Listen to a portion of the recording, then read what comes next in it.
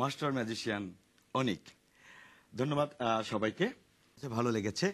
এই ভালো লাগার যারা সহযোগিতা করেছে বন্ধুরা, তাদের মধ্যে থেকে 3 জন আজকে আমাদের স্টুডিওতে আছে। আমরা দেখতে পাচ্ছি। অনিক, এই অনুষ্ঠানে অংশগ্রহণ করে তোমার অনুভূতি কি? খুব ভালো লাগছে এই কারণে যে আমাদের দেশে কিন্তু এ ধরনের ম্যাজিক্যাল শো হয় না। সো এটা আমাদের জন্য অনেক বড় একটা বিষয়।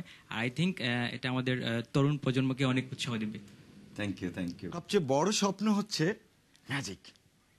হ্যাঁ, তো আমি অনেককে বলবো যে সেই স্বপ্নটা এখন আমাদেরকে পূরণ করবে। অর্থাৎ তুমি একটি ম্যাজিক দেখাও যে স্বপ্নের মধ্যে আমরা চলে যাই, আমাদের স্বপ্নটা পূরণ হোক।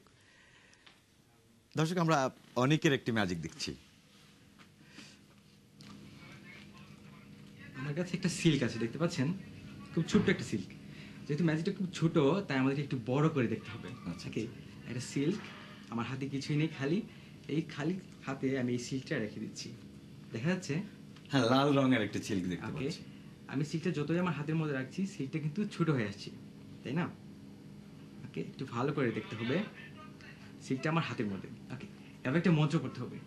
গিলি গিলি হকাস পকাস অ্যাব্রাকাডাব্রা এন্ড ছু বলতে হবে। ছু। এখন রুমালটা হাত থেকে ভ্যানিশ। চমৎকার, একদম ভ্যানিশ। এটা কি আবার নিয়ে আসা যাবে? হ্যাঁ, আবার যখন আমার রুমালটা দেখতে ইচ্ছা করে, আমি আবার হাতের মধ্যে রুমালটা নিয়ে আসি। আবার একটু ম্যাজিক, গিলি গিলি হকাস ফকাস। দেখুন রুমালটা আবার হাতে চলে আসছে। Thank you, thank you Anik, thank you. এবার